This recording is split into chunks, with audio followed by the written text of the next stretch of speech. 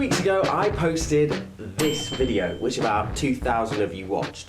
And I showed you me putting in my new FreeStyle Libre blood glucose monitor.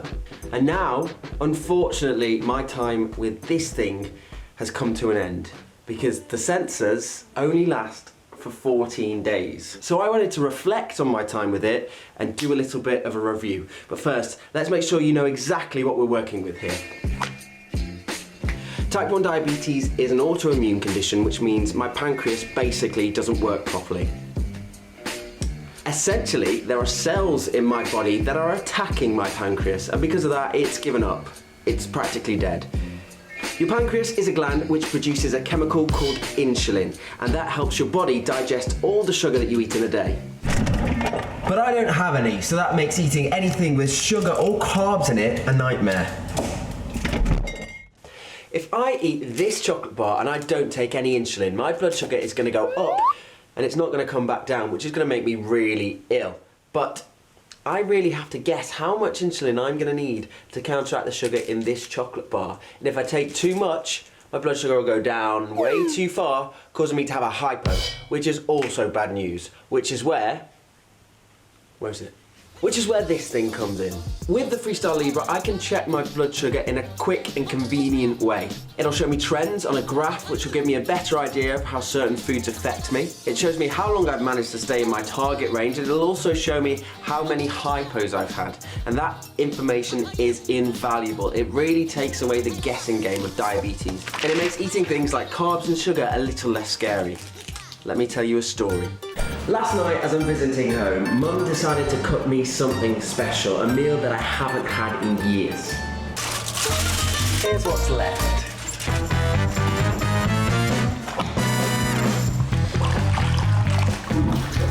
So later on that night, I'm sat in the bath, and then I start to feel a bit weird. And I'm thinking, is it because the bath's really warm, or did I take a bit too much insulin at dinner time? So, because I have my handy FreeStyle Libre in, I reach on over. I didn't bring it with me, but I reach on over and then I scan it and I realise, yeah, I am having a hypo, so I hop out the bath and go grab myself some sugar.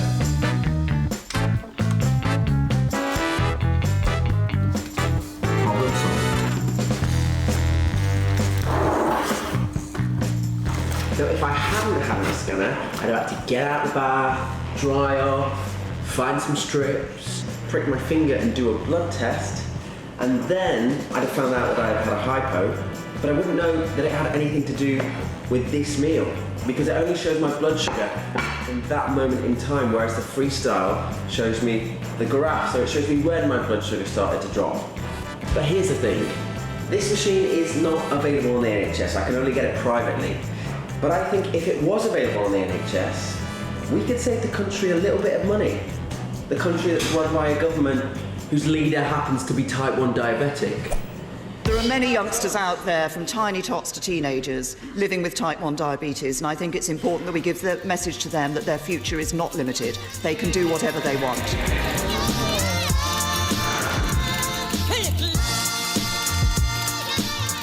So, as I've already mentioned, when I'm not using the FreeStyle Libre, which is most of the time because the sensors cost a lot and they aren't available on the NHS, I use a machine which has these little test strips that I bleed on. And to keep good control of my diabetes, I test a lot. Every month I use around 300 strips, which according to Amazon is about £150, not to mention needing a new reader every 4 months because they break. And if you didn't realise, this is all paid for by the NHS.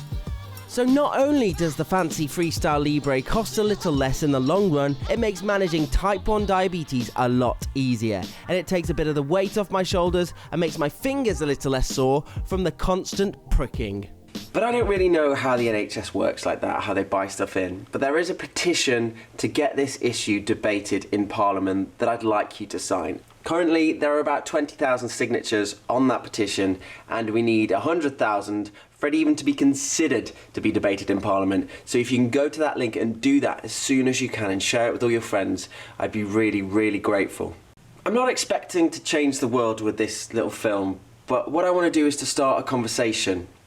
There's around 400,000 of us type 1 diabetics in the UK, and in a country of nearly 65 million people, I worry that we get a bit forgotten about sometimes.